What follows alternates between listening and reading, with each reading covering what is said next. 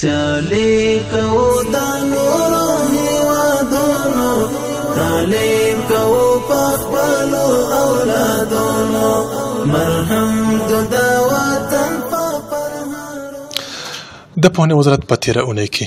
د بدخشان ولایت پوهنې ریاست چارواکي وایي استاد میرویس د زردالي زوی چې د سیاه جنګل کلي شورا رئیس او د بدخشان ولایت د تاشکان ولسوالۍ یو علم پرور شخصیت دی په دې وروستیو کې 2950 متره مربع ځمکه پوهنې ریاست ته وقف کړه. د هرات ولایت په مرکز سربیره د انجیل ګذره کروخ پښتون زرغون اوبه رباطسنګي ګلران او شینډان ولسوالیو کې ټول 43 بابا نوي ښوونځي چې 8 خصوصي ښوونځي هم پکې شامل دي تازه تاسیس او فعال شوي دي.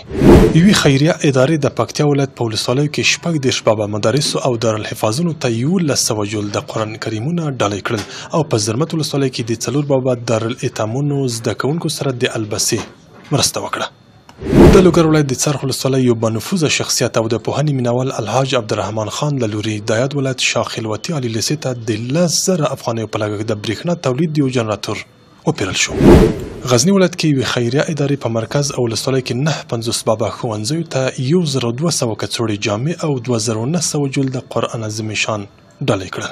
د پروان ولایت جبل سراج ولسوالۍ اړوند ګذره کلي دینداره او علم پروره اوسیدونکو د حضرت احمد مختار دارالحفاظ لپاره د یو 2 پوړیزه ودانۍ چې 15 درسي ټولګي او یو اداري خونه لري له ټولو اړینو اسانتیاو سره په 200 متره مربع ځمکه کې ډالۍ کړه. د فراه ولایت پوهنې رئیس الحاج مولوي اختر محمد زعیم په حضور کې د فرارود، پشترود، خاکی سفید، اناردره، پرچمن، باکوا، ګلستان او شپکو ولسوالۍ پوهنې امرینو ته یو اراده موټر سایکل وویشل شول.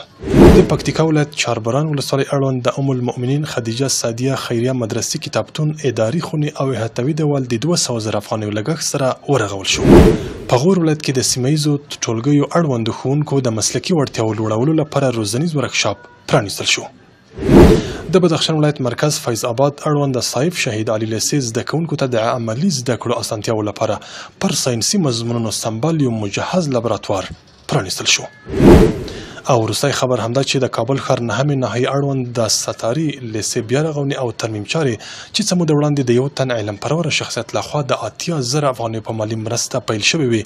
بشپړې او د کابل ولایت پوهنې مسؤلینو په حضور کې ګټې اخیستنې ته